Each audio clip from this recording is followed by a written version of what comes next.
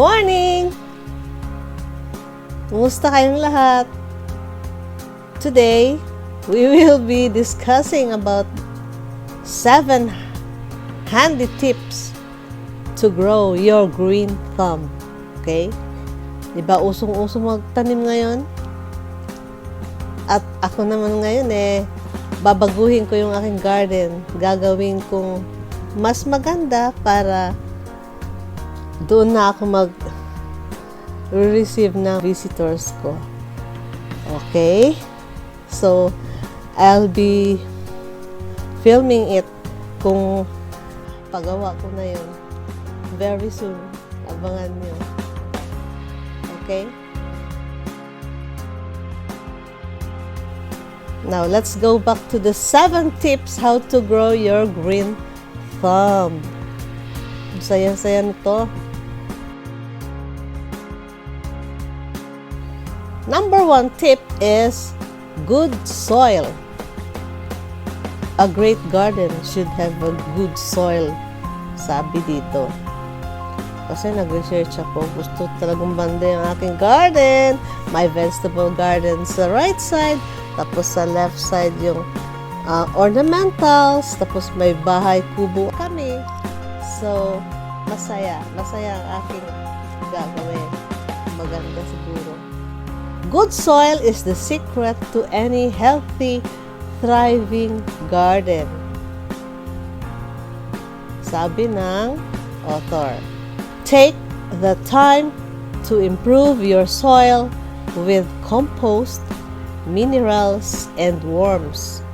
When plants are getting the right nutrients, they don't just grow well. They actually repel pests and diseases. The writer recommends learning all the basics about soil from gardening videos online or from your neighbors before you start your gardening. Okay, so that it will enhance your skills about planting. Number 2, plant what you love. Wow, talaga naman, alangan magtanim ka ng hindi mo gusto, di.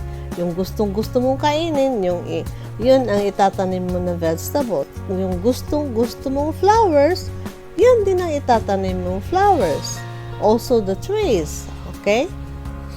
So you might be wondering if gardening is worth the effort for someone with no affinity for plants in the first place. If we don't love plants, animals, and nature, we don't understand them. How can we save our earth from the environmental and ecological problems plaguing it? Sabi niya, having plants is the first and vital step for connecting with the earth. Start by planting what you love and what you have time for. Any planting you should fit your lifestyle and interests. Here's the writer said, by planting what you have time for, plant things you can eat if you love to cook. Plant flowers if you love colors. Leafy ornamentals if you love lounging. Even those who travel can manage just fine with low-maintenance plants like cacti, succulents, or air plants. Number 3. Keep it simple. Sabi dito, new gardeners do not start with roses, lavender, or rosemary. Everyone likes to start with these plants, but they're the hardest to master as they're not suited to our climate. It's not hard to spot which plants grow well In our humid, tropical climate, it also won't hurt to do a little extra searching to find good, hardy plant that suits your home and your daily routine. Number 4. Stay away from stagnant water. Many people mistakenly believe that growing plants will attract mosquitoes and other pests. Plants don't breed mosquitoes. Stagnant water does. If your garden does not have water pooling, you won't have a mosquito problem, the author says. That said, it's only natural that certain animals are attracted to places with biodiversity, and no garden is without its share of interesting visitors. Number 5. Keep an open mind.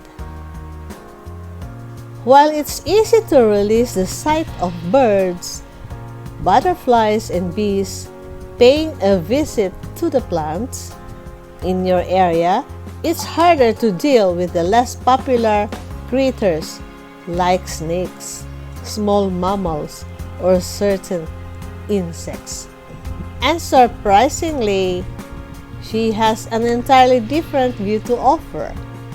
She said, I find it upsetting to see photos of snakes beaten to death with brooms. They are usually a variety that is no threat to anyone. Most of our city snakes are harmless and non-venomous to humans. If I see a snake in the garden, I walk away and garden somewhere else. Our human footprint is too large, and we must make the effort to coexist peacefully and to protect all wildlife, both flora and fauna, in our environment, she says. Number 6. Patience. A must-have in gardening is patience.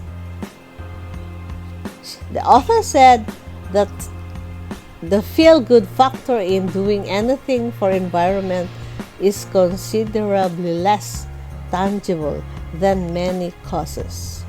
Growing plants is an important life skill that involves effort and cost, though the benefits are long-term. I have worked with various NGOs and know that people are drawn to animals, to children, or to feeding the marginalized, where the response from doing good is immediate. A tree will not smile back, unfortunately. Plateau Farm is my slice of heaven on earth. We grow as much as we can to supplement our lifestyle. Coffee, tea, fruits, veggies, herbs, spices, eggs, fish, and milk. We are currently experimenting with growing paddy. I know without a doubt that the food I fed my family is chemical-free and that my farming practices and lifestyle are of low impact to the environment, the author said. The last tip is adopt a plant that someone else has grown. In giving out plants that they've nurtured and cared for, they are able to share with visitors about sustainable garden practices and the habits of environmental stewardship so that mamigay tayo ng plants natin. Maganda pala yun. Hindi na lang nato ibenta, mamigay na lang. At our nursery in Bangsar, the author said, I invite visitors to smell and taste all sorts of strange things. Leaves, flowers and berries. We grow large pots of mint, and I have guessed the unique scent. Is it peppermint? Spearmint? Chocolate mint? I love seeing that moment. Their eyes pop open with surprise. Their next question is, usually, can I have one? How do I grow all of this? Yan ang mga sinasabi ng mga guests niya. So gusto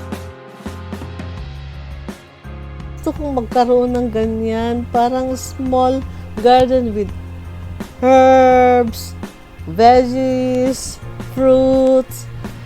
Ay, sana. So that's all I can share this morning. Abangan ng aking new garden. Ay, nako, Diyos ko. That's all for today. Thank you for watching. God bless and bye. Keep your smile.